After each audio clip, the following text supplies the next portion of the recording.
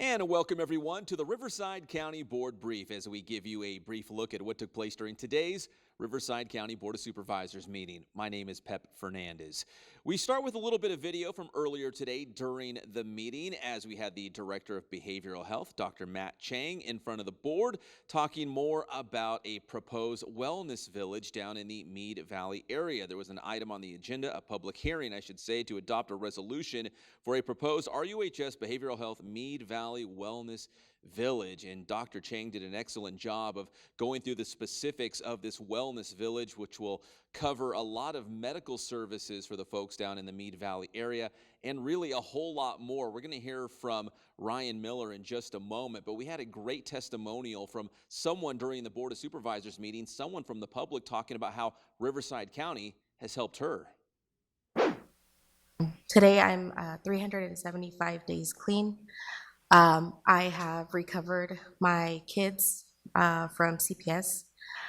They were placed back in my care on October 20th of 2023. And it's really been due to the fact that I've been in the program. I've benefited a lot. I've learned a lot of things while being in treatment. And it's really the source of why I was able to get my kids back in my care. Now we check in with Ryan Miller, a Deputy Director for Behavioral Health, talking more about what exactly a wellness village is and what it will offer. Joining us here on the board brief, we have Ryan Miller from Behavioral Health. And Ryan, there was a public hearing on the agenda today regarding a wellness village. First off, what is a wellness village for all the folks out there? Yeah, absolutely. Thanks for asking. So our wellness village is really our visionary project from Riverside University Health System that really incorporates everything from children and adult, perinatal, behavioral health services, substance use services, physical health care. We'll have a pharmacy on site, dentistry, x-ray, and it's just this wealth of a continuum of care, residential, outpatient. We even put a pet hotel in for those that we know are coming in.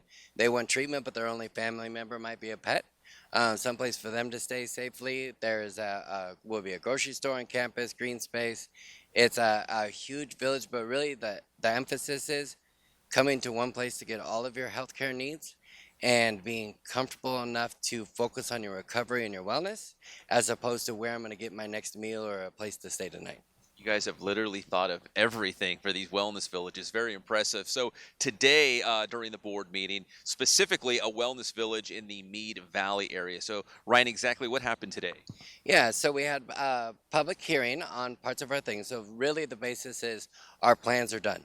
So we've been working on this project since 2019, started on a piece of paper with a sketch, and we are completely done with our final plan sets. They've all been approved, and today's really about making that open to the public. And so the next thing that we can launch out on is a groundbreaking. That'll be set for June. We'll get more out on that with a press release later to get people invited over. But we're gonna get the stick of shovel in the ground soon, and we are super, super excited. Great services and easy access for the folks that live in the Mead Valley area. That's Ryan Miller from Behavioral Health here on the board brief. Yeah, if you saw those renderings, very impressive. Thank you, Ryan. Now moving along, let's talk speed zones and go to some video from the board meeting earlier today. We saw Dennis Acuna, he's a Deputy Director for Transportation, giving an update on speed zones. There's a public hearing to adopt an ordinance to establish speed zones enforceable by radar speed detection equipment. We're talking specifically Mead Valley area, Paris, Temecula, Hemet. It went before the board, and it passed by a 4-0 vote. All right, also today we had one presentation during the Board of Supervisors meeting. That's for county workers with 25 years or more of service. Here is the presentation. We had 4 employees from 3 different departments. Bruce Barton from the Emergency Management Department, recognizing Brian McGavin, who you're going to hear from Bruce in a second. He's got more than 25 years, probably more like close to 50 years of service here in the county. Environmental Health, Jeff Johnson, recognizing Johnny Perez and Brent Casey. And finally, our Chief Probation Officer, Chris Wright, highlighting Victor Regalado with 25 years or more of service here in Riverside County. So let's hear from Bruce Barton and our Chief Probation Officer, Chris Wright, talking more about their employees who have given so much here to the County of Riverside. It's my privilege to be able to celebrate Brian's 25 years of service with the county, but he has, in reality, given 48 years of service to our communities, beginning as an EMT in 1976, and then eventually coming over working for the EMS agency, where over the years he has made many, many contributions in many plans. The first EMS plan, the first trauma plan, the first EMS system strategic plan that we delivered in 2015. Victor's one of those people every so often that you get that's irreplaceable. His relationships with not only our youth and our staff, I mean, for me, it's kind of touching here today because I'm going to miss him personally myself. He's one of those people that when he walks into a room, you feel his presence because he generally cares. He'll give you the shirt off his back. And the kids and us, and on behalf of our whole entire department, we're going to miss Victor Regalado. All right, so that was Chris Wright, the Chief Probation Officer for the County of Riverside, and Bruce Spartan, the Emergency Management Director here for the county. Now, if you watched today's board meeting, you might have noticed that our 4th District Supervisor, V. Manuel Perez, was not in attendance. He was attending the funeral service for a very close friend, Brian Estandi, the former Deputy CEO for the County of Riverside. But going back to Monday, we did have the State of the 4th District address, and we have a couple pictures to share with you as well.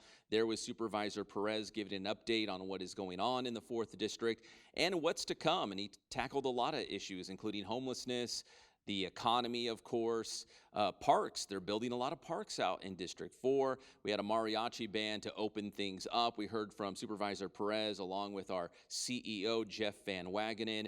Dr. Jeffrey Leung, the Public Health Officer, was also there. We heard from a number of folks across Riverside County. And again, this was all to bring the folks out there up to date. What is going on in District 4 and what is to come in the future?